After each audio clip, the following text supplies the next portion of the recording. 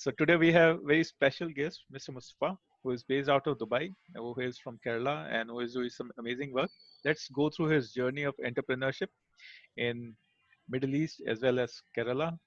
So, sir, if you can just tell us about how you started your your journey in terms of your education, and then delving into the sea of entrepreneurship.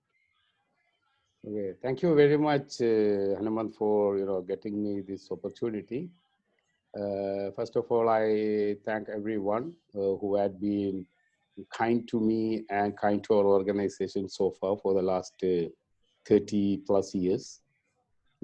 Basically, uh, I'm a lawyer who had started practice in Kerala as any normal Indian law graduate would have started.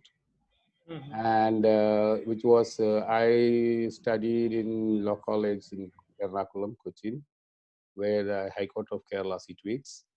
So that's from where I graduated, and then 87 is the year which I got enrolled as a lawyer. Then I started my practice actually at a place called Tellicherry.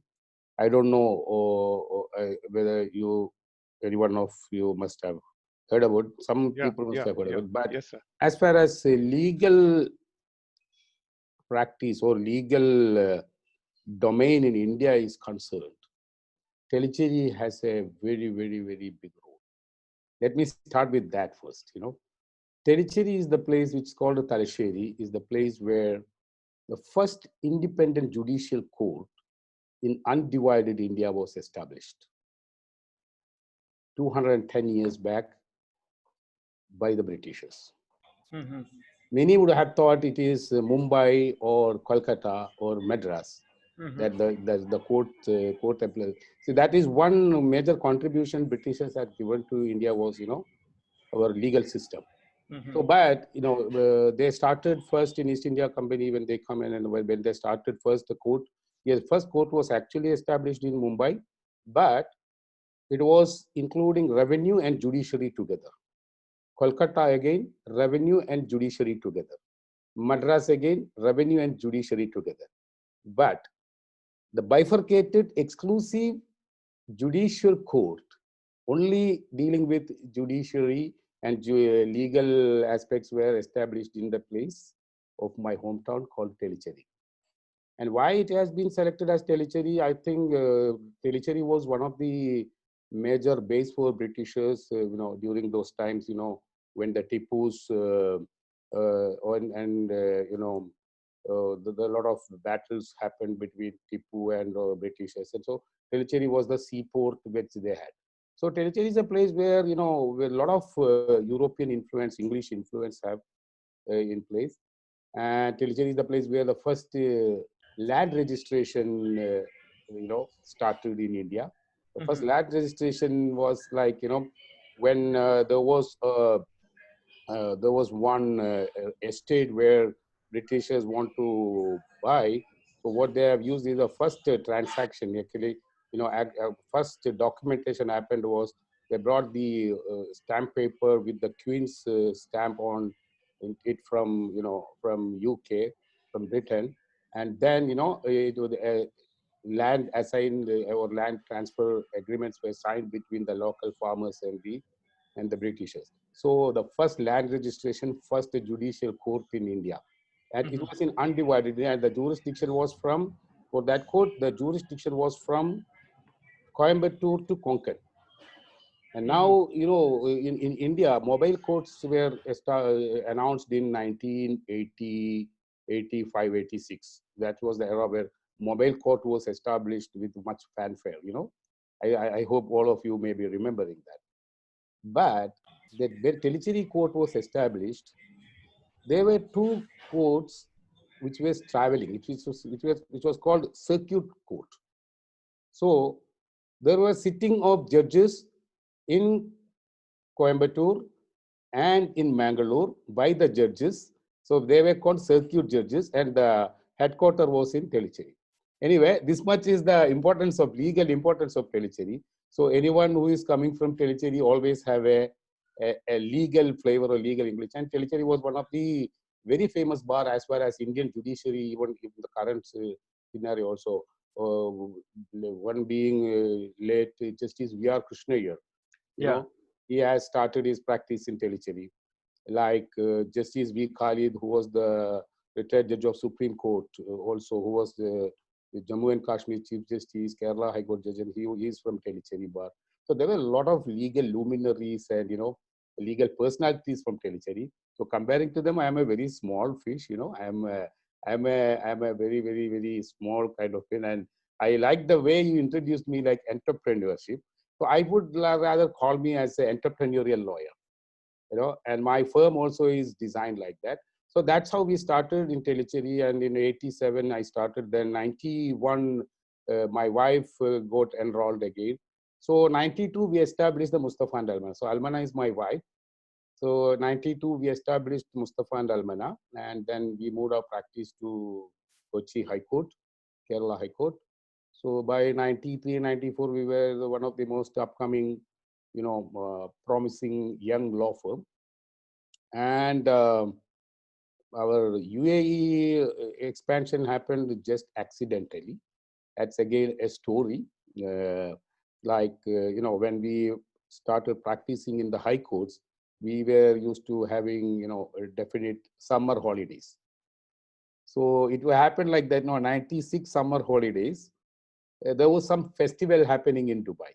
We were not knowing what was it. It's called shopping festival, Dubai Shopping Festival. So they launched in 1995, and the first shopping festival was in 1996. So then somebody invited me, and I said, okay, let me see whether. So we just came in as a shopping festival visitors. Incidentally, we were the first Indian family to land in Dubai as shopping festival visitor. Now this year being the 25th year of shopping festival, that also brings back me a lot of memories, and the nostalgic memories about our first trip to Dubai. So when we came here, people started, we were attending a lot of parties and gatherings. People started asking us I have an issue in India, this. So when we were introducing as a high court lawyer, so they started. So then this idea struck on me, why can't we have an outlet or an office in UAE to cater the needs of, first I was confining to Kerala, since I am being from Kerala, to Keralites. So that's how then, we came to know that the procedural thing was like, in UAE, Indian lawyers are not being allowed to practice independently in those times. So you'll have to go with a local UAE law firm, which obviously every country have its rules. India is not allowing foreign lawyers to practice. Similar situation was in UAE as well. And then but we were allowed to do joint ventures with the UAE local law firms. So we gave our proposals. We said we are from India, Kerala. So being UAE being a country where 80% of the people living here are from expat community, and out of that expat community, about 57% is Indians, and out of that 57%, almost 60% are Keralites. So we were having a definite targeted, customer base or client base, as the entrepreneurs will say, which were unattended. Now, when we had more studies about it, we came to know that I realized that, they are all well and happy in UAE, Dubai, living their life according to the law, very decent living, but they were having issues in their hometown, home country. Several issues like, property purchase, this, that, and they don't have any avenue to go to or to attend, because it was on those times, it was unthinkable for any person to go to India to engage a lawyer, and so they were in sort of a disadvantageous situation.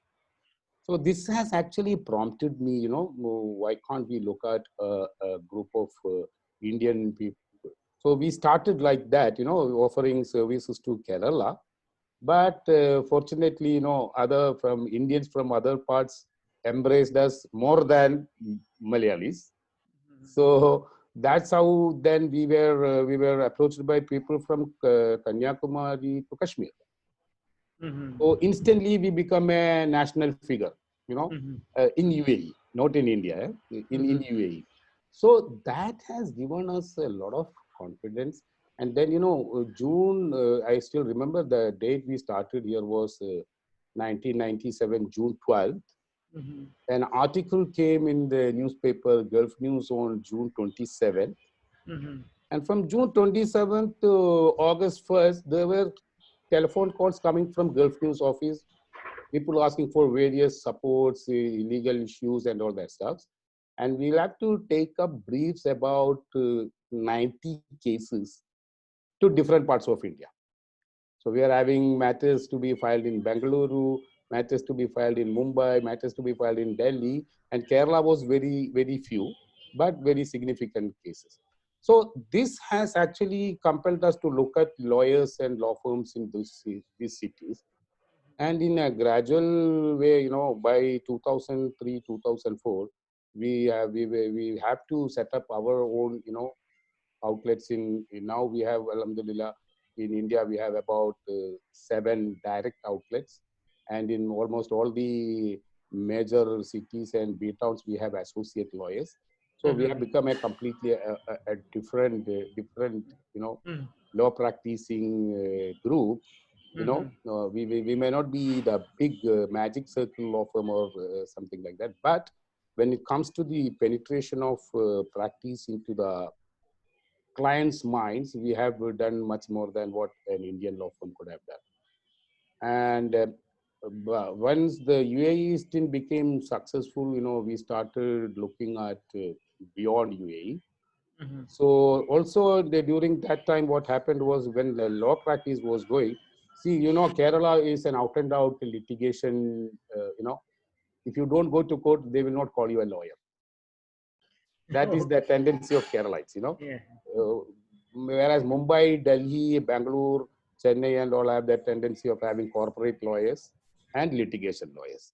But in Kerala, if you say you are a lawyer, oh, no, I'm not going to the court. Oh, so you don't have, you are not practicing, right? That's the question. So from that, first 10 years from 87 to 97 was, we were out and out litigation lawyers, from municipal courts, magistrates courts to district and high court and Supreme Court, which has given us the basic platform of, litigation practices. When we expanded our practice to UAE, Dubai, well, that has helped a lot because then when we saw the individuals and then the business wise, business entities in UAE mostly owned by Indians were not having a legal guidance or a legal hand holding kind of atmosphere.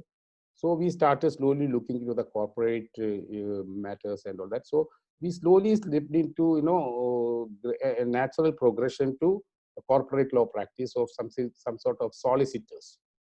Even though India has followed the UK law system, where Indian legal practice system has failed was they didn't have the same methodology of solicitors and barristers in India. In UK, you find a lot of solicitors and a lot of barristers. Barristers are the one who goes to the court. Solicitors work from their chambers. They prepare the cases and give it. So that system was not there in India. That is one major drawback as far as Indian law practice. So we were, by default, we were becoming a solicitors in UAE and lawyers, barristers in India, so which gave us a very unique positioning. And in by 2006, 2006, we realized that no, the consulting firm, consulting domain has to be looked into because lot of organization needs consulting.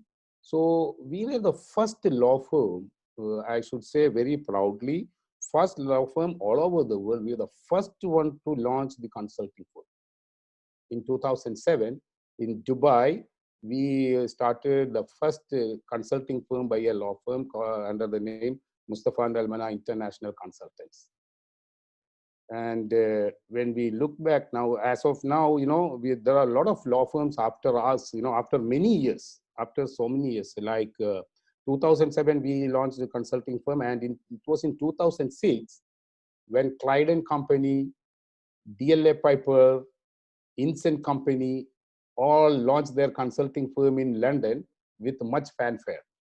In India also, Kochar and Company, SN Gupta and Company all launched their consulting firm in 2017. So we were much in advance, by 2007, we launched the consulting firm. So then we expanded to our practice to UK in 2010 because we found that, Indians are there, they are having the same issues or more than that, those who are having in UAE, especially with when it connecting to the Indian issues, when we looked at, in India, when we went to UK, what we found was if it was Kerala which has motivated us to open a office in UAE, it was Punjab and Punjabis that has prompted us to open an office in UK because we met a lot of Indian diaspora people in UK, and there are a lot of Punjabis coming and telling us, sir, हमारा जमीन है उधर, हमारा दादा दादा का है, बड़ा दादा का है, मालूम नहीं है. And in the research, we found that there are thousands and thousands of acres land lying there, unclaimed. So we thought like, starting like a proposition called connecting to your heritage legally. So that clicked, so UK people were much more faster than UAE people. So that clicked, and then we will have to have, somebody in Chandigarh, somebody in Amritsar, somebody in, Delhi. So that has given us a lot of confidence, UK, when it comes to, and Law Society of England were also very, very pleased to, look at us from a very different perspective. They was first we approached them. They said, no, you remain as consultants. If you are not practicing in England courts, it is always good for you to remain as consultants, and you partner with the barristers and solicitors, which has worked us very well. Now our partners in UK are King's Chambers, one of the most renowned chambers from Birmingham and London.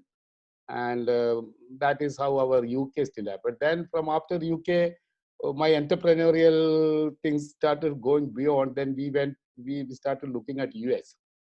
And US was much more difficult for people to connect to India. So wherever we are going to see, our Indian strong presence was one of the most important USP. So, because, people were still people are having some or other interest to be looked after in India, and we're not having a proper, team or a proper kind of, advisory firm to take care of that.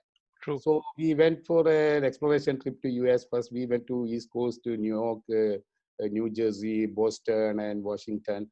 Then we went to West, and we went to Central, Houston, also in California and such. So first, we decided we'll start in California, in San Francisco, because that is where all the innovations were happening. So by 2012, we were into the legal innovation domain also. Oh. So we were partnered with Michigan State Law University, and we actually conducted the first reinvent law programs in London and Dubai, along with Michigan State Law University way back in 2012. So that was one thing that prompted us to look at San Francisco. But then commercial reasons compelled us to open the first office in New York, which we were able to do it by 2015. We started, and 2016 we opened our full-fledged office in New York.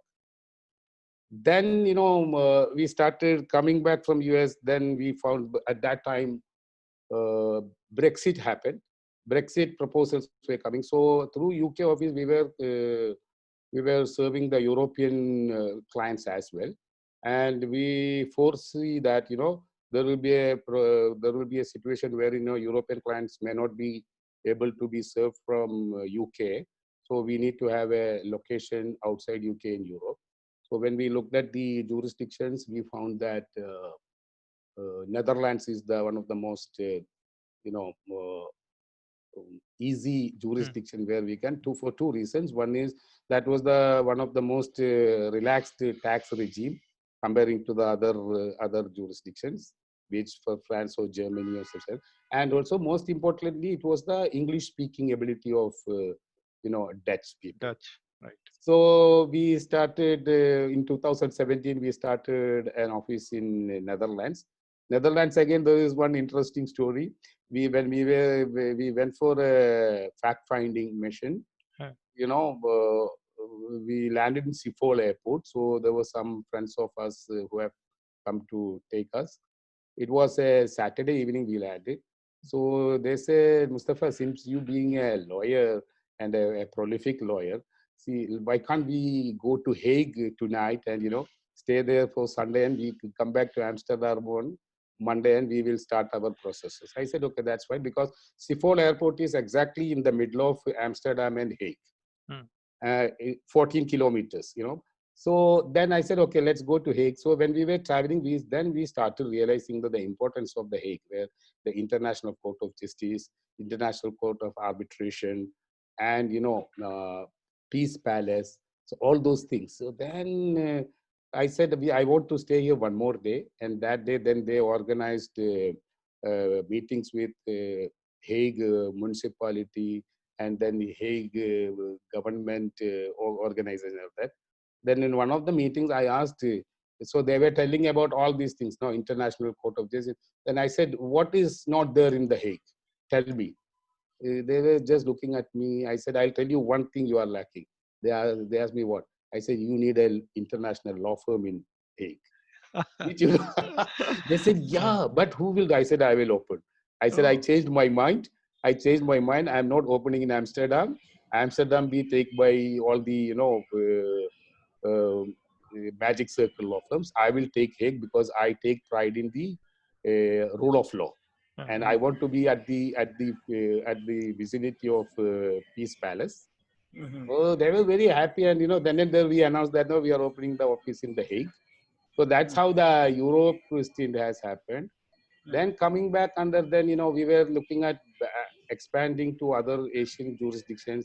And one was the Singapore that was being, very continuously asked by people, why you are not opening Singapore?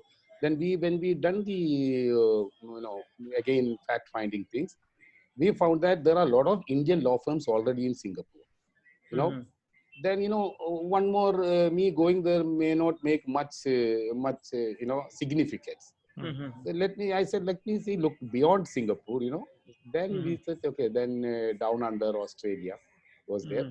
And that is where, when we have launched our first legal innovation center in India in 2017. It's called Malik, Mustafa and Almana Legal Innovation Center. Oh, wow. Yeah, that is the first private push in the legal innovation domain. And Australia, when we went to Sydney, they immediately gave me license activity. Oh, wow. Mustafa and Almana Legal Innovation Pty Limited. Whereas in India, we'll have to again form a consulting company and then going into the legal innovation. So there is no activity in India as saying as legal innovation. So Australia, so for us was very important because for me, everything was compliance, very important for me as a lawyer. That's my senior in Tellicherry who had taught me, Wherever you go first, you be sure that you are compliant, you are legally compliant.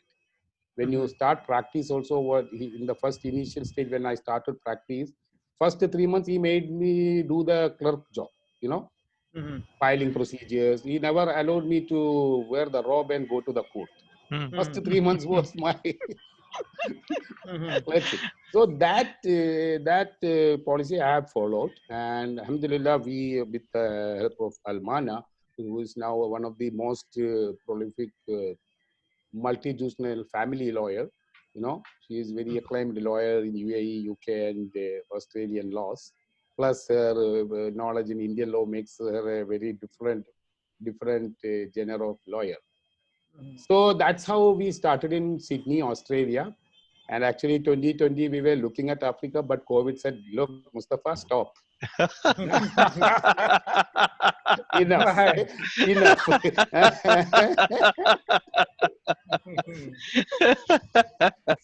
So you So, also need some rest for that. yes, COVID yes, is saying you have yes, been on a run since 1987. You have been opening offices left, right, yes, and center everywhere across. yes, So yes. please rest for some time and then expand again. Yeah, that's what, even my sons were telling, every year when we go for vacations, they used to tell my wife, Mom, please don't take him to any new place. He will open office. Right. Be sure that you are going to the same place where we have offices. No problem, let him work. So that's how, see, for others, I'm going to London.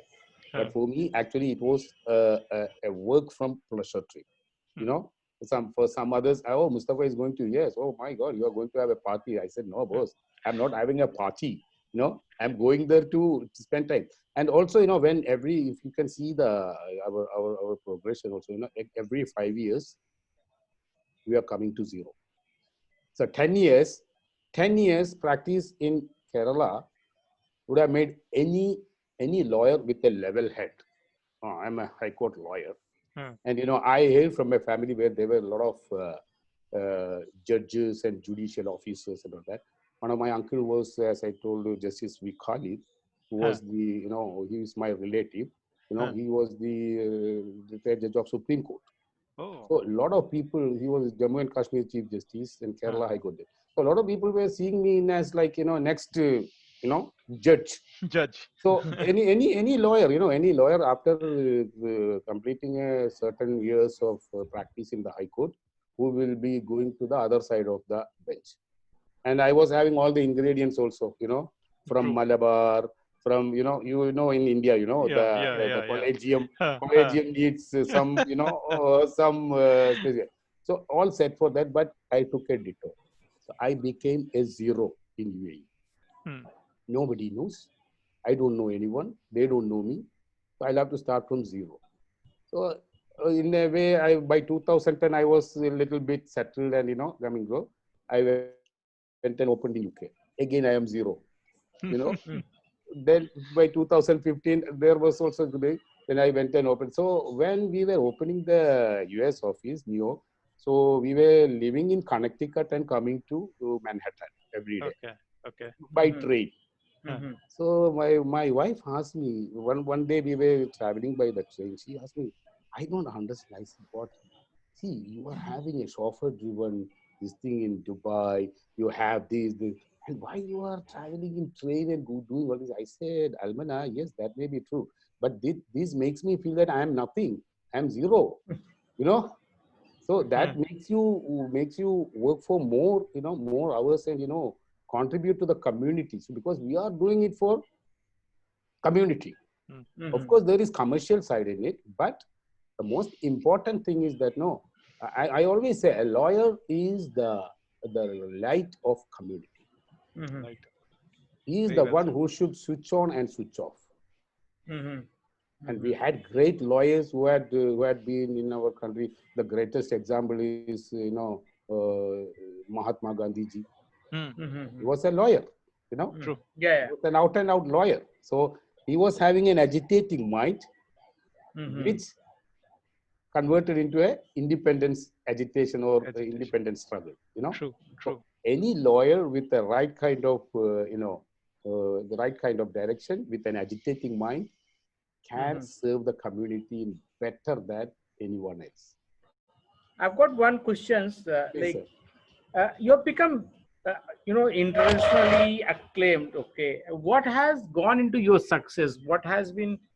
Obviously, you must have done some principle, 2, 3 principle which you applied, because it's not that you were only that. Anybody could have gone. What made you so successful? 2, 3 things which you have done, which differentiated you compared to anybody else and made you so successful.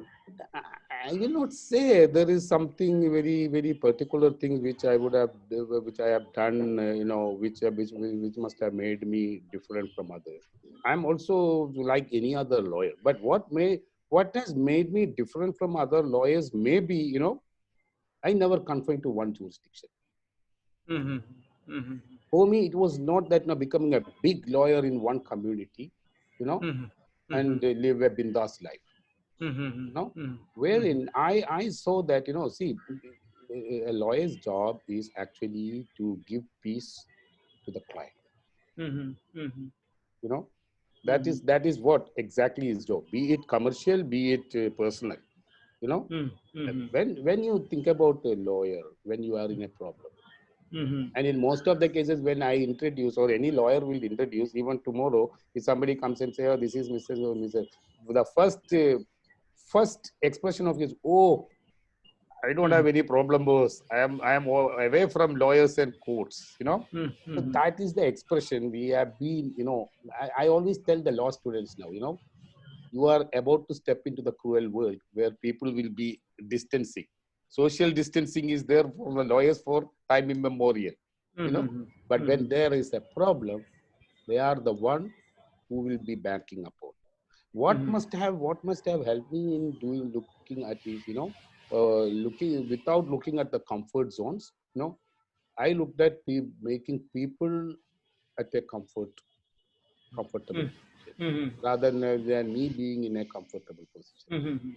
You know, that is one aspect. The second is, India, when Kerala, especially at that times, when there were a lot of people outside, India, they're not having any. So this is one thing, this innovative thought process which must have helped me to go beyond and beyond wherever I would have imagined. So that is one thing. So thirdly is as my senior told me, confined to the basics. Now, first you learn the compliance and then make it to practice. And everyone has a law is a positive objective. Law is not a negative thing. Actually, law is a positive object and a positive situation. Why? There is a law, draw a line drawn, okay, which says up to this you are legal. Beyond this you are illegal. And it is human tendency, knowingly and unknowingly, always people cross this line. So, one of the thing, why are you becoming popular? How you have become popular? Am I popular? I Yeah, don't. obviously, I'm saying is your growth of the customers across all the people. Okay, that means trust. There will be some trust, the client will have a Yes, trust. That is why yes, people are yes, coming to you. It's not that okay, liars are not available. Okay, within yes. the liar, you have developed a trust, demand. People speak so much high about you. There Thank will be you. something within you which you may not be aware of, because that customer will not come free of cost. Customers have got a selfish interest, they Yes, always choose maybe. for value for money. Yeah. Maybe one aspect is this one. See, if you look at, we never discloses our client base. We have never publicized who are our clients. A lot of people have asked, but in private we used to tell this is our client, but never.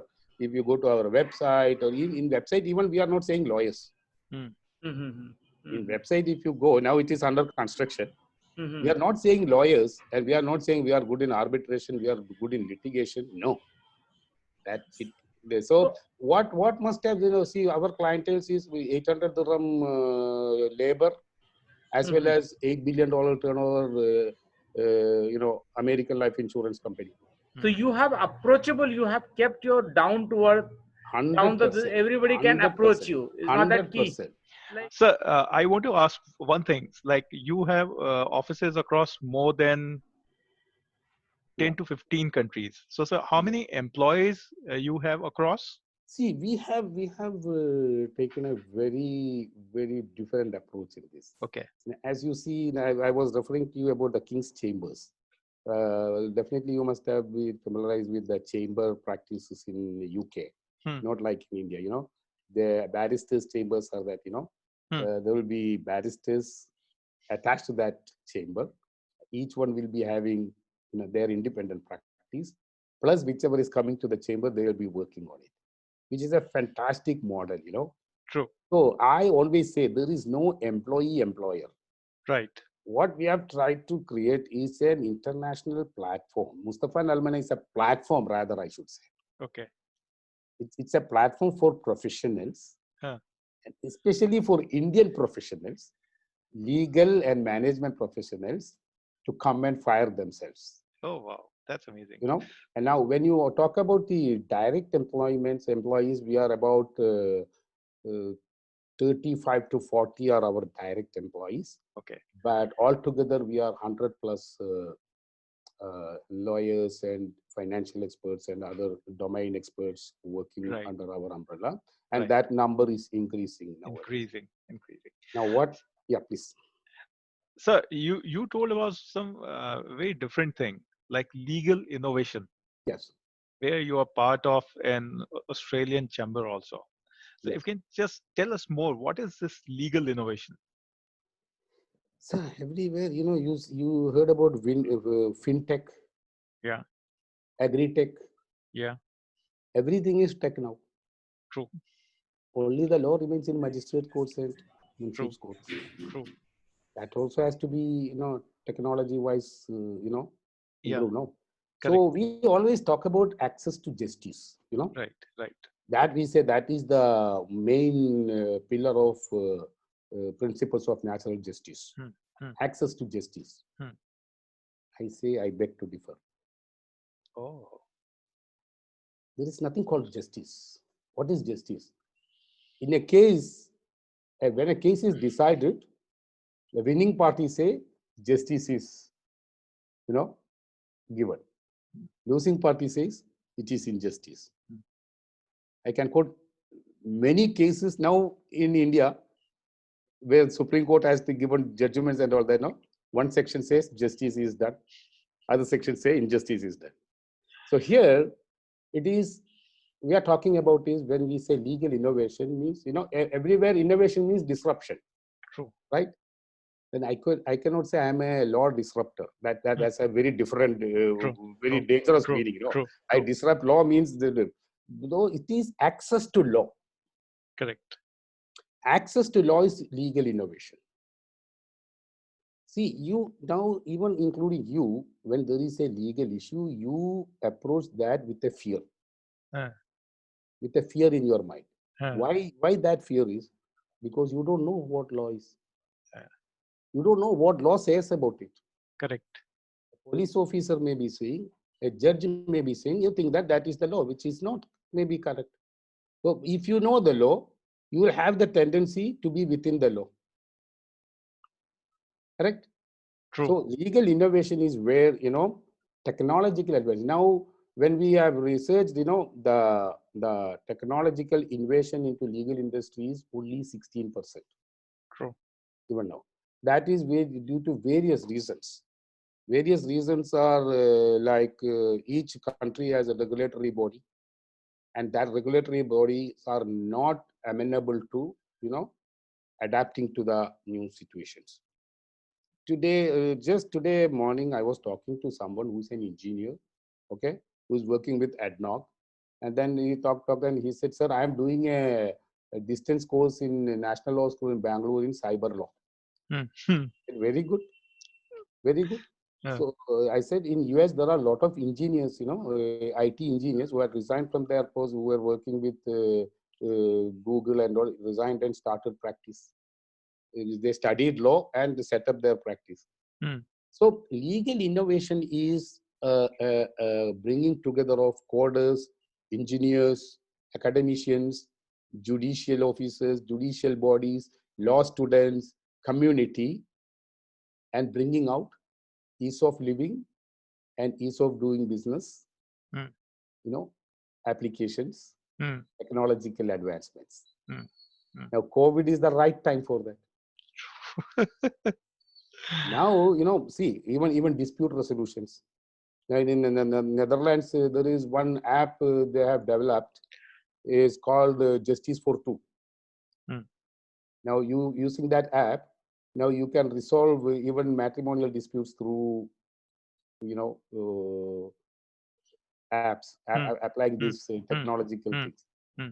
No need court, no need anyone, Hmm. Hmm. you put them with your, and during this reinvent law series of programs, it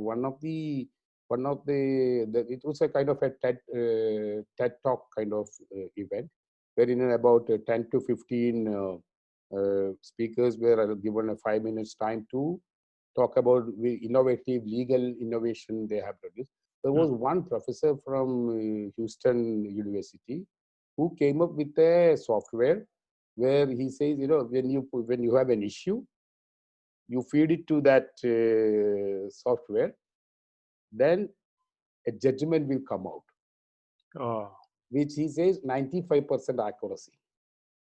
So using AI and other things, IoT, now legal is moving to that domain. Now in India, we will take very small example. In India now, the longest pending cases in India. Which one is the oldest case in India? You have any idea? Any year numbers? This many years? No. I don't have any idea.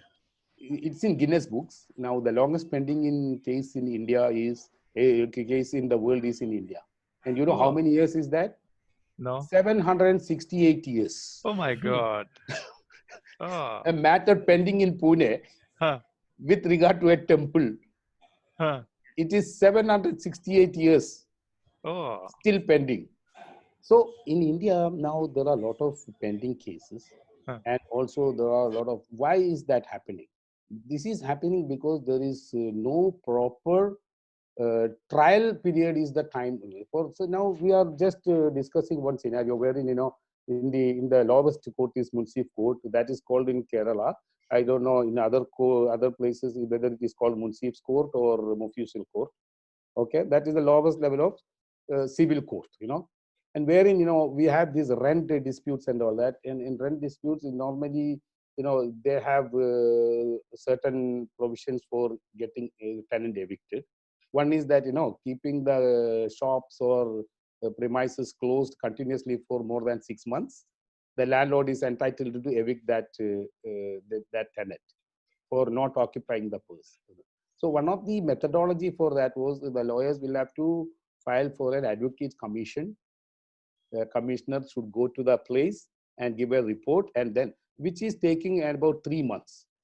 Now we are coming up with a technological development where we are giving an app wherein for example, I take my town itself, Tellicherry, Munsif's Court. There is a case coming up for eviction of a tenant, for which the shop has been kept closed for more than 6 months. So judges and court have certain parameters for how to judge the room is kept uninterruptedly closed.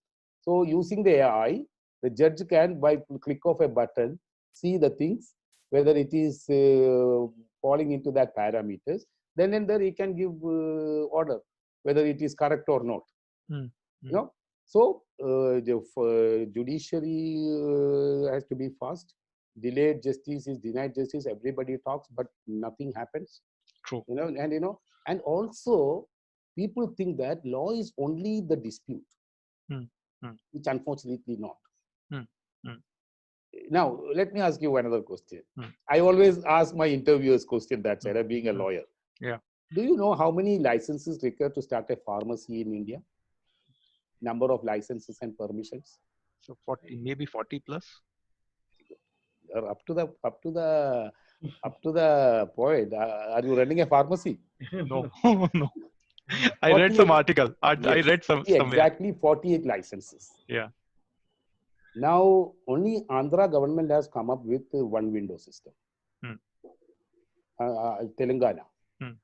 Telangana has announced way back in 2017, one window. You apply for license, and within 30 days, if the license is not issued, assume that it is obtained. But when it comes to things like pharmacy and all that, that is all very important, because it is health, and you cannot file an application saying that no 30. So these 48 licenses which all are there, and what is the time limit required, and then if the businessmen are ready to be legally compliant, these 48 licenses can be obtained within a span of max 1 to 2 weeks.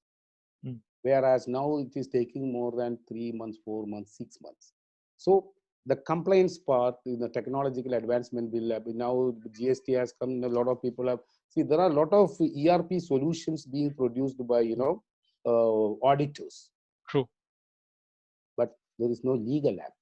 Hmm. So that is where we are going into through Oh, this. So legal innovation is, technological advancement and making ease of living and ease of doing business propositions, which will make you all, now as soon as I speak to you today, due to COVID now in Kerala High Court, it has video conferences have happened. hmm.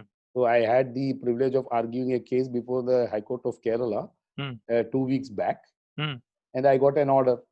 Oh, wow. And That's amazing. interesting thing was, the judge was sitting in his house in Punjab. Huh. The lawyer arguing the case was sitting in Dubai, Oh, and the client is from Kerala.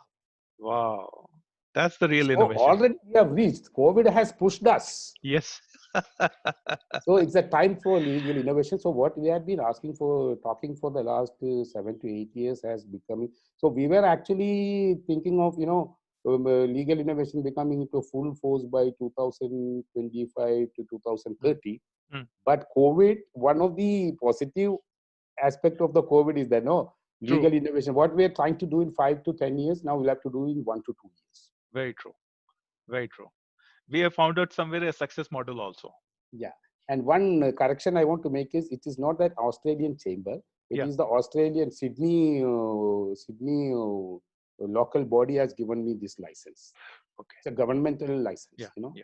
Yeah. For any establishment will be giving the license. So True. legal innovation it is also approved by the legal department and the legal department of the state. Okay.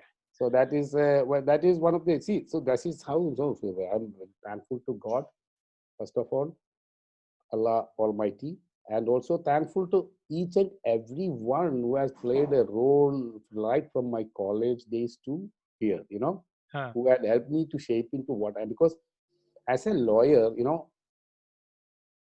earlier I used to tell, your problem is my business. Hmm. But that we changed from 2010. We started saying that your business is my business. Yeah. I will not work for you. I will work with you. Okay. What one question is, what has who has influenced maximum in your life? Your parents, a preacher, who has your value driven, your Yeah. family, which had the most influence on your what you are Well, there are a today? lot of people, I should say, but some names I should definitely say is, one important is my parents. Mm-hmm. Both of them instilled in me art of giving Mm-hmm. Mm-hmm. rather than art of living. Hmm. Mm-hmm. Both of them led by example, Hmm. Mm-hmm. Mm-hmm. how to give. Hmm. Mm-hmm. I don't want to explain too much into that because that is a kind of a family kind of thing. But there is Huh. also a big message both of them have done in their life, Huh. Mm-hmm. which has greatly influenced me. Mm-hmm. Okay. And also, I had the occasion to rub shoulders with the seniors, very senior legal luminaries, as I said.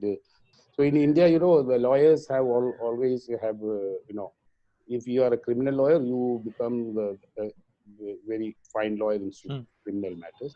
If you are a civil lawyer, you become a fine lawyer in civil matters. But this particular lawyer whom I started with, he was equally good in both criminal and civil. So in my early stages, I had the opportunity to look at the most complicated civil matters, as well as major criminal cases like murder cases, case. So I had the flavor of both the things, and very much principled. So Hmm. so he's first day he asked me, okay, are you sure you want to become lawyer? I said, Hmm. yes, Hmm. sir. I'm sure. Then put one thing in your mind: money will come slowly. I wondered, what is this? What is this? Money will come slowly. But years after, I realized what he meant was, don't run after money. Mm-hmm. Let money run after. So what I'm saying is, I am running very fast. Huh. Some money could catch me. There are still a lot of money behind me. So there are a lot of influences, a lot of people influenced me in my journey, in Mm-hmm. from different journeys, and all has been very kind to me, and they have seen me like, more seniors or my fellow age. And even now I have started interacting with youngsters. All of them see something or other thing, and I see good things in them, and I try to adapt to myself. So True. that's how. Sir, what advice would you like to give to their? I am asking this question in context of like there's been a lot of startups which are coming in field of digital thing. Yeah. You know, Yeah. the app is there, the service model is there, and then Yes. it can be spreaded across the world. Yes. And now, but the law is there different of different countries. So, Yes. what suggestion would you like to give to all the budding entrepreneurs who are working on this type of platform to spread Yes. that Yes. business model very fast across the country in a legal way? Yes. See, now in 2014, we actually launched two initiatives. One was MAS, Mustafa and Almana Startup Support, and the other one was Internal Arbitration System, IAS.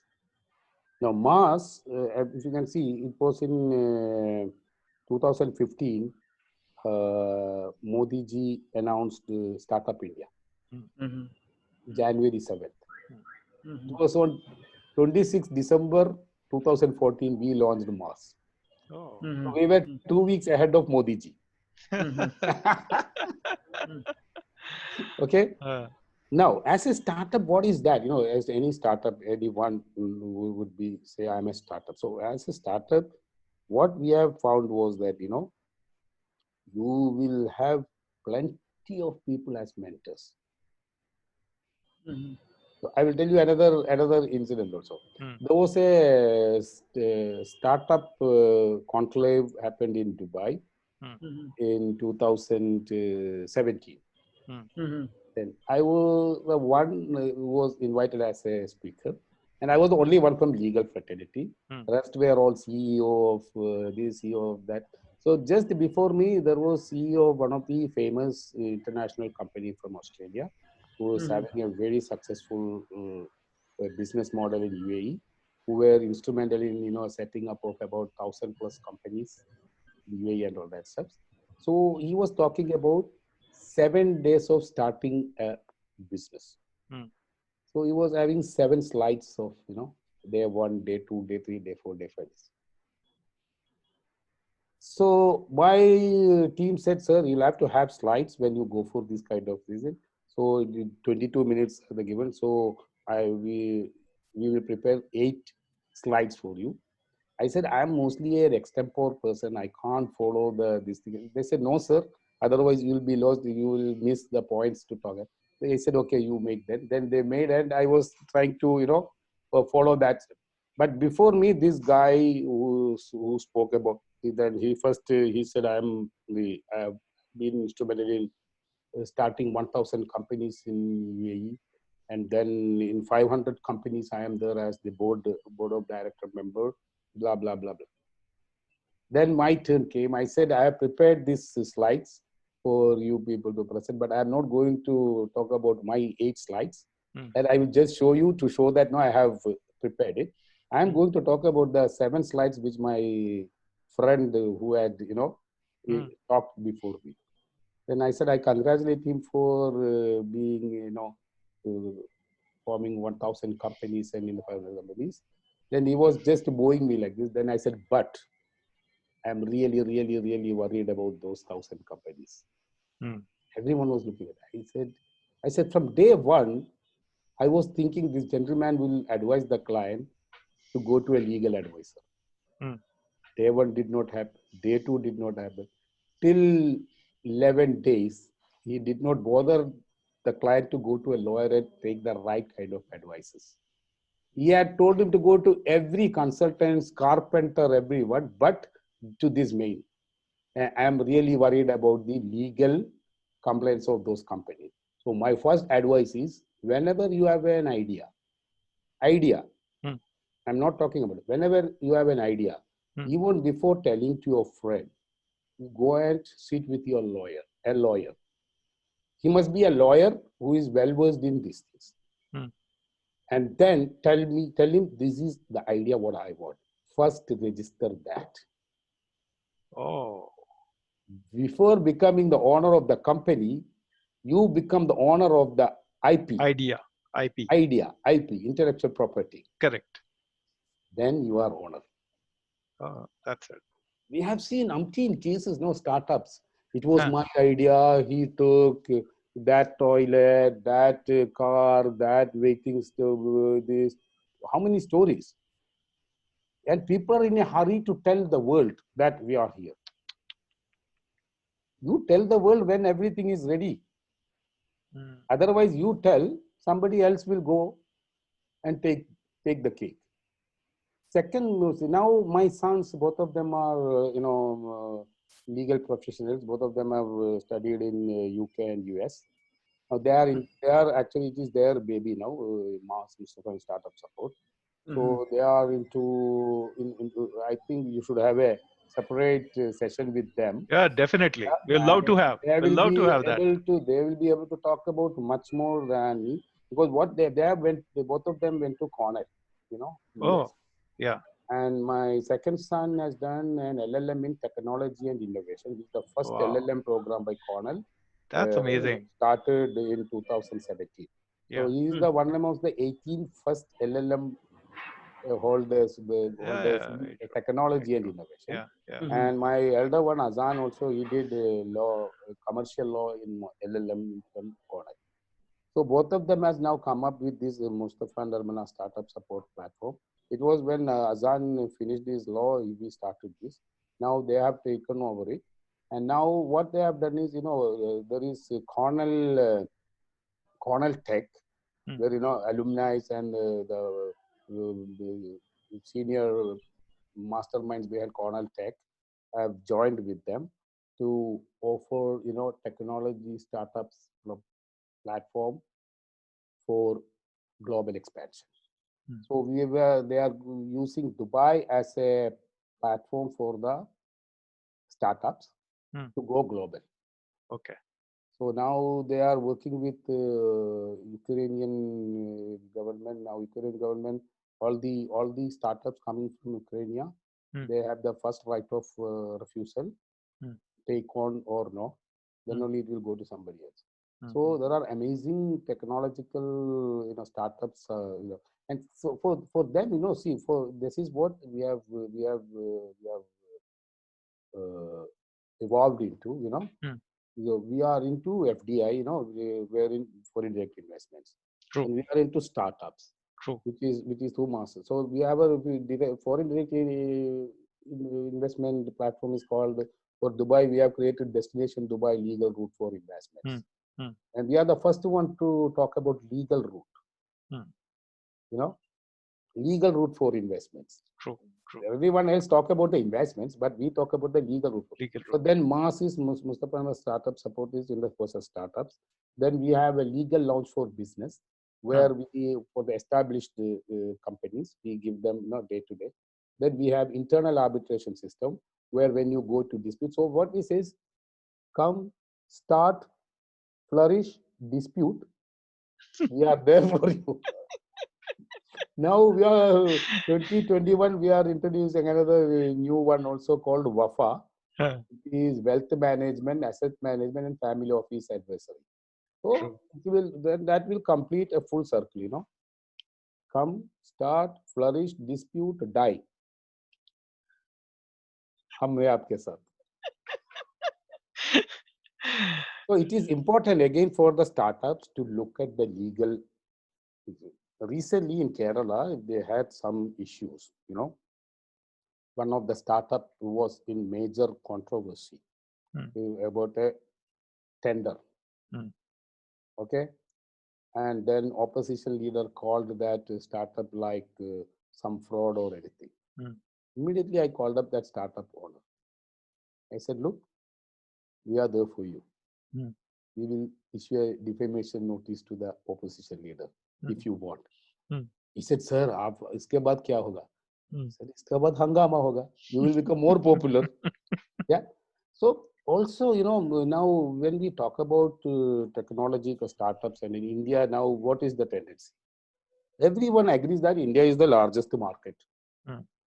Correct? And why Indians not investing in technology startups? Why want this Alibaba to come? True, हमारा साथ कहानी है ना Alibaba और 40 store. true, true, तो true. क्यों इस store को हम लाते हैं इंडिया में? हैं? So there has to be, see, we have mentors. I appreciate everyone. But are they the real mentors that these startups should look at? There must be some criteria for mentor. Now you go to LinkedIn, boss, you will find millions of mentors and very few startups. Oversupply. Mentors are oversupply. So, so in order to have, see, we have a tendency. Now, after independence, 1947, brother, tell me one brand from India you can say which has gone global. One brand. Airtel? Airtel, for Indians, you will get. No, it's You, in Africa in whether, 18 countries. whether UK have an Airtel company there or Hutchinson. No, there's an island. What I'm saying not is in like, UK, you but know, let us look at from different ways. Where now last year there was an event in Bangalore, 2018 December, with Dubai government. There was a program called Destination Dubai, where Dubai government we were. So we were promoting Dubai as the destination for investments. So then in my speech, I said there were a lot of people from Wipro, Infosys, and all the big companies, and also a lot of startups, all of them were there. I said people are saying that, you know, Bangalore is the Silicon Valley of the East. And I said, I beg to differ. You ask me why? I said, you ask me why? Because Bangalore cannot be a Silicon Valley of the East unless and until it is a profit center. okay, true. From the IT perspective, IT business perspective, Bangalore is only a cost center, wherein American companies or UK companies or European companies are setting up their outlets and giving the CEO a certain budget and tell that I need everything. True. And our people work within that. And जिसको $13,000 मिलने का है, उसको $30,000 देता है. Yeah, it's a sad part. Correct? It's a sad part. True. So, True. all, you know, now we say that Google head is this guy, you know, Indian. We are proud of. Citibank chairman is Indian. We are proud of. What they are all doing there? Bring them back to India and start throwing from Bangalore and Hyderabad via Dubai to America. Unless and until that does not happen, India will not become superpower. India will become superpower when Indian industry, be it IT or any other things, become global. Indian products become global. True. People will start. Now, why become Bollywood a very big success? Because Indians are all over the world. They started seeing movies. True. So it has become a very big successful model. The only thing that has survived to become global is only Bollywood. But वो तो बस 3 घंटे की बात है. You know, and the profit is going only to the producers, not down to the people. Right? So these are the things, thought process, which we'll have to have. For the startups, we need to have a right kind of mentor, not only mentorship, we need to have accelerators, not within India, beyond India. So now we are working with Dubai government has started a new thing called Area 2071. Area 2071 is a new concept launched by His Highness Sheikh Mohammed bin Rashid year before last year, which is that 2071 is the 100th year of UAE, 1971 to 2070. Yes. So by 2071, what all things should be in UAE? This area is going to, you know, promote that and develop that. So 71 tak ka program chalu hai idhar. Okay. And they are preparing from world over the technologies, the people, others to come and, you know, test and explore in Dubai. Hmm. So one thing is that no, like that India now, unfortunately, Expo 2020 got cancelled.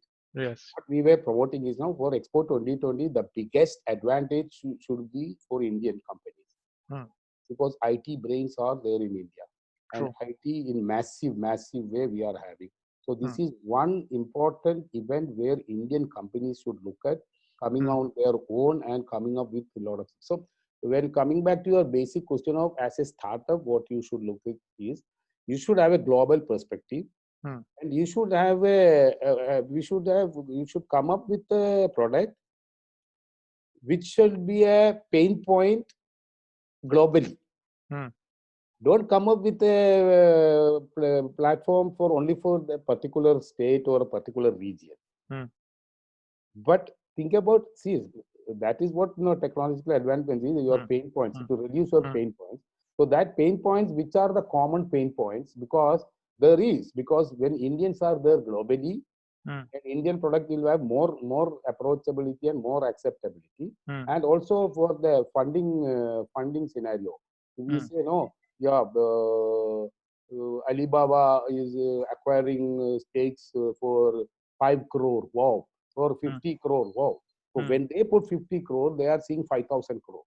So True. proper valuation has to be done, a True. proper valuation. And once it is valuated, you should have a real legal and commercial negotiators.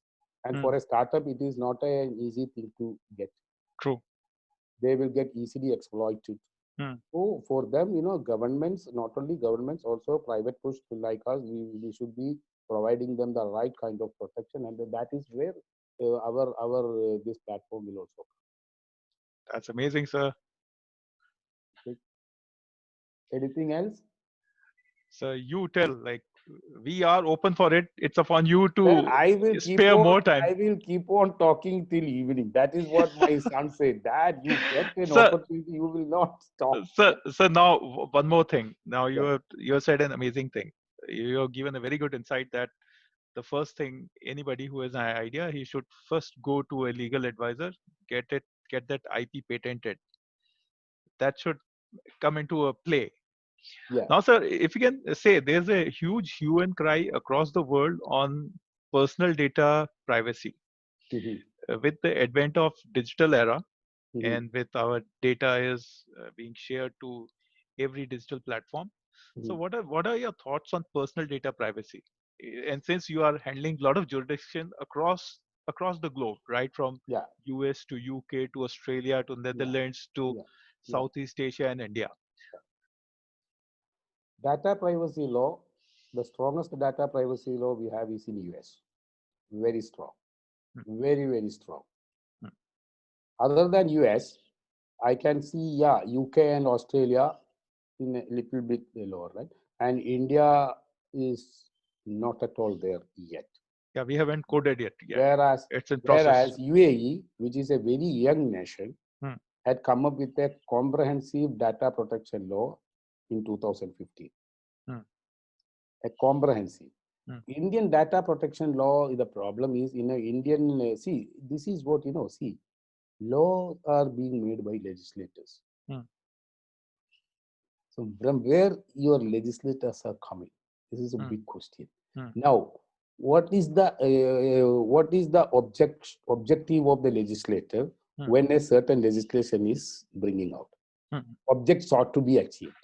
Hmm. The data protection scenario now very big hue and cry in Kerala. I don't know whether you are aware of it. Hmm. Are Hmm. you aware of it? Yeah.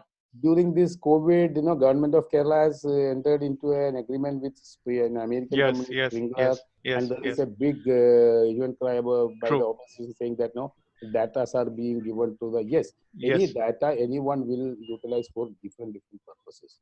But in our day-to-day life, Indians and all over the world, our data we are given to Facebook, we are given to TikTok, we are given to each and every social platform, Hmm. wherein in the eagerness of becoming famous, we Hmm. are agreeing.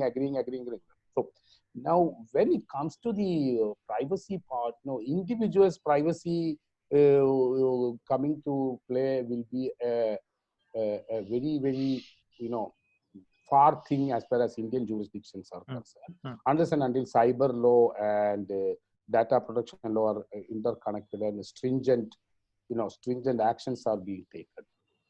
But the problem is now data protection law you have now with the intent of COVID, with the COVID coming in, all the scenarios have changed.